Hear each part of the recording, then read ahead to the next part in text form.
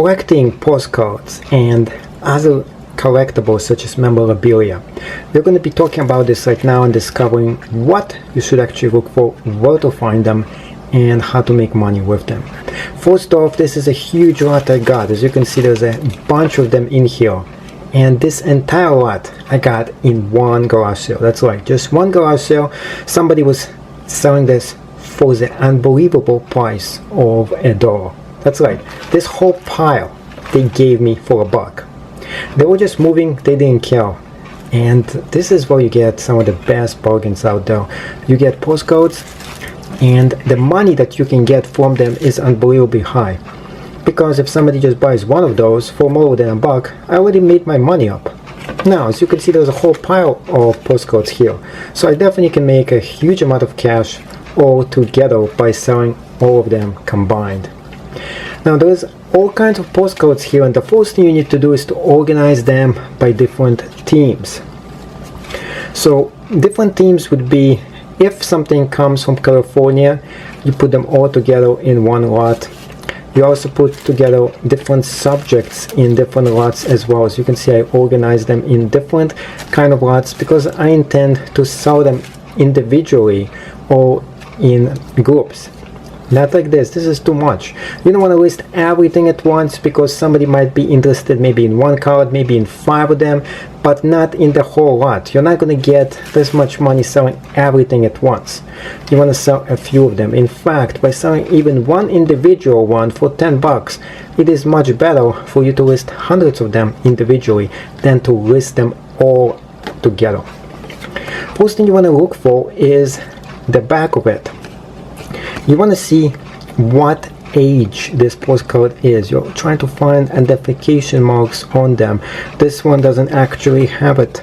Even in the front over here, it doesn't have it, but the age of this postcard itself, you can see that the way it looks, like the whole cars, the vehicles that we are looking at look pretty old. So this definitely looks from something from the 1930s, maybe even 20s. But then again, looking at it again and seeing that this is colorful, it has to be around 30s and 40s. Because before that, a lot of things were manufactured, they were really black and white like this. Now, here's another postcard right there. We're looking in the back. There's no stamps in here. And we'll try to find the age. Sometimes they don't have the age, especially the very vintage ones. It's not going to say how old they are. You have to estimate based on the things that you see in the picture itself. Now, sometimes you get lucky, and sometimes people write things in them. This one is very, very vintage and old. As you can see, it says 1905, I believe. I'm not sure what the last digit here is. And here is a very vintage stamp also. So not only this is stamped, it's also self-addressed to some person. So this might be even more valuable. So based on the condition of this postcard itself, the stamp here is a little ripped, so that the value of the stamp definitely falls down. Now when you look at the writing on it, if it is written by a famous person, the value exponentially goes up. If it's just a normal citizen, it doesn't do this much to the postcard. In fact, the value might actually fall down because some people don't like writing on the back, but the stamp does bring value of it and authenticity to it too. So the authenticity gives it the time period, which is good, but the writing is kind of bad. So it's a give and take here. Let's take a look at other postcards that we have here. Here's another vintage one right here. And again, there is no dates on it. You can't tell how old this is from the front. So we turn it to the back. There is a stamp right here. There's an actual stamp right there that's also a little bit ripped off, and that's not good. The date is 1941, so we get the date immediately on this item itself. The condition of this is not this great. As you can see, it a little bent over. So definitely the ones that don't look this good and the image themselves is not very good, you can just sell them, and you can sell a bunch of them at the same time. So here is a little bit marks right there that also bring the value down a little bit too.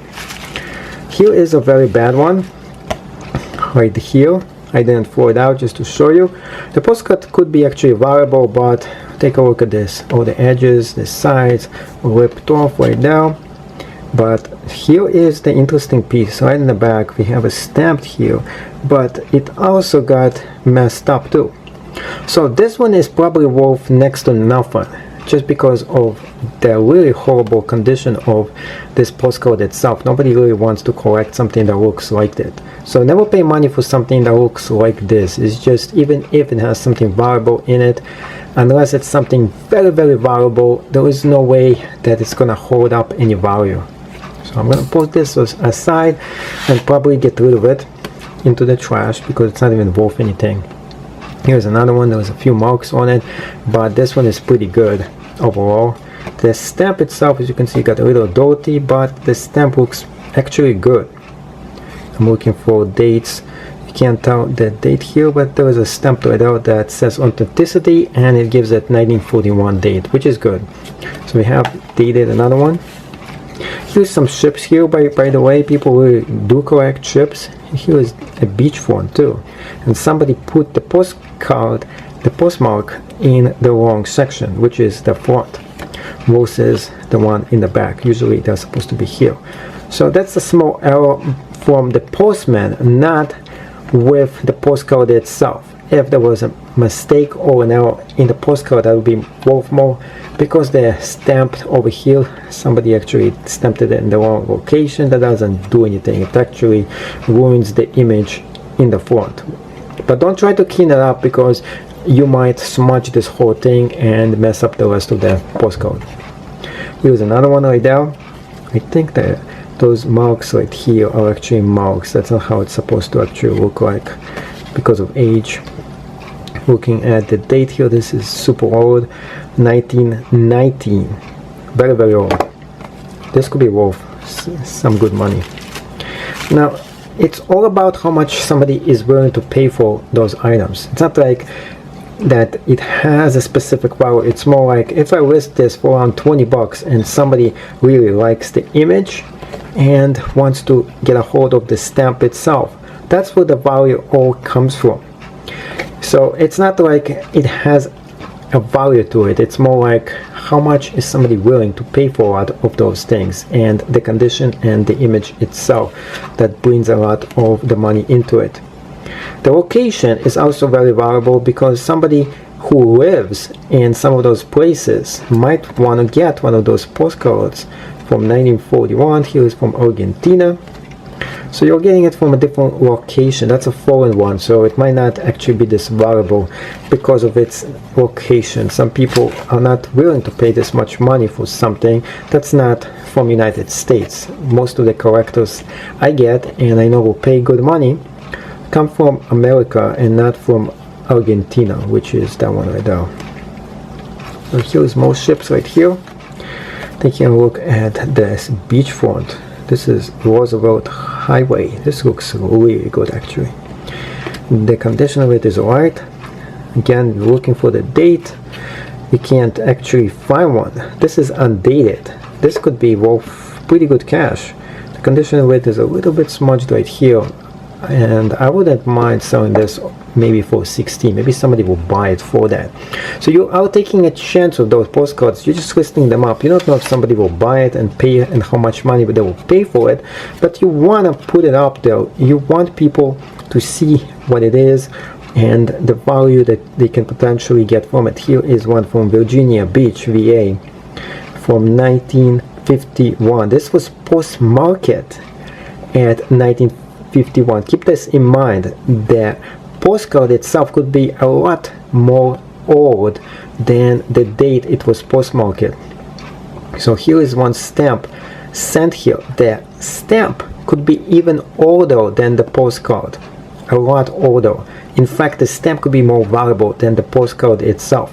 So make sure you take a very good image, close-up image of the stamp itself, and then take an image of the date of authenticity, so you kind of estimate what date this kind of postcard was actually manufactured at. So if somebody wants an image of Virginia Beach from years ago, from the 1950s, they got one right here with a postcard as well on it. There's another interesting one right there. Those blackberries.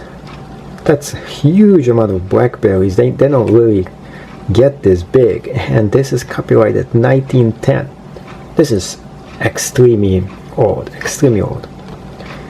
and 1910 for a commercial from the 19 about blackberries. That I think this thing could be worth some humongous amount of money. I'm not sure how much. I'll try to list this for 50 just to see if I get 50 bucks for it. But it's all estimates, remember. I mean, if I get even one of those sold for a good amount of cash, I already win. That's all I care about. And here is another one right here. This is like the Morgan. Okay, old Panama destroyed by Morgan 300 years ago. There's a piece of history here, pictures right there. This looks really nice actually. 1941. Two really nice stamps from Panama. Not American stamps, that's not that cool. I like the American stamps more than the foreign stamps for the reason that American collectors look for stamps that are American. The people from Panama, maybe this is the Panama Canal. This used to be an American territory at one point. So if somebody is looking for something to do with the Panama Canal, this is a piece of history. So for the piece of history itself, if somebody is interested in it, this could be worth something, maybe like $5, just an estimate. Here is another one I know, really old, really vintage. This is from 1903. Wow. And this is from Dutch land, which is Germany. Postcard from Germany itself. Way before the World War I, way before World War II we are talking about here. And this is one of the republics of Germany. This building probably doesn't even exist anymore because of the World War I and World War II. Potentially this could be worth some value. There's a lot more postcards here. And here's an interesting one right there. Now, those are actually Cuban postcards. And as you know, there is an embargo, a little bit of embargo on Cuba that Obama kind of lifted it. So I'm not sure if we can finally post the postcards up for sale. I tried to post them before. I wasn't even aware there was embargo on Cuban items, including like postcards.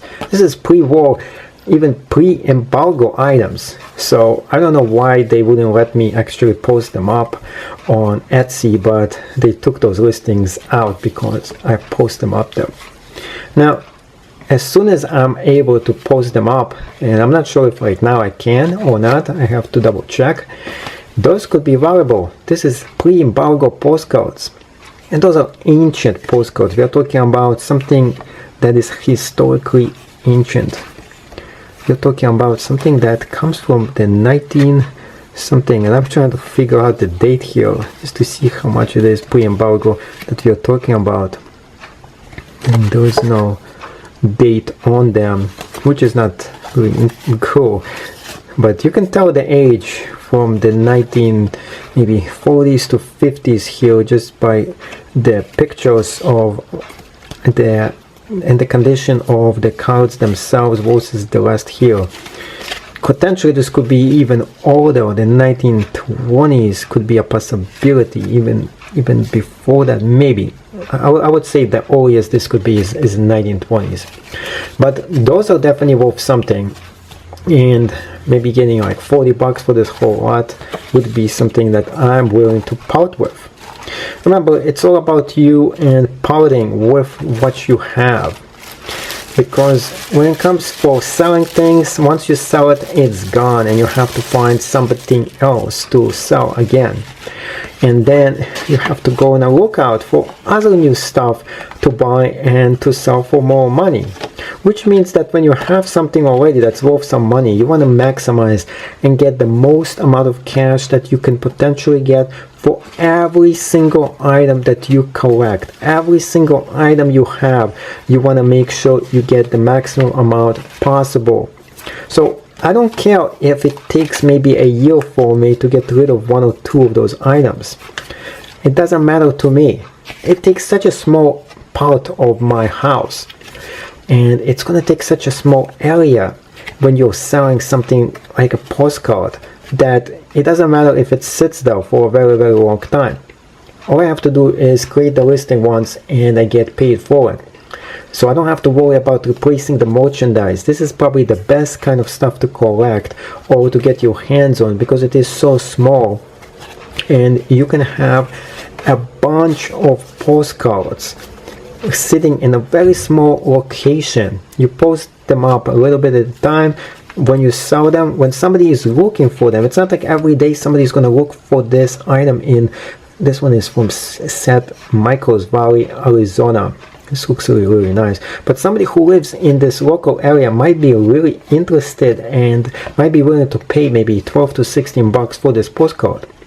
Now, somebody who lives in a different area, he might not care less about this location. That's why those kind of items don't sell this quick.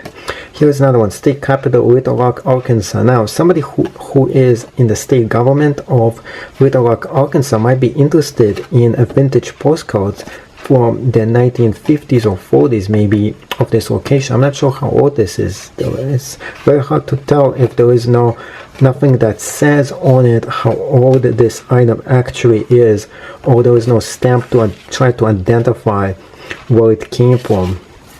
Here is another cool item. This is from Massachusetts. Now, some people collect lighthouses, so lighthouses always actually sell. So just posting it up there, posting the lighthouse itself, some people just want to get every single lighthouse from all over the country. So the lighthouses themselves is just a separate kind of category. Here we are talking about boats. Those are awesome. People love boats, and I think this is the Panama Canal actually. That's actually really cool if it is. And this is Winter Scenes, Florida. You're looking at what's talking about. So this is Panama City, Panama. So that is the Panama Canal. That's right.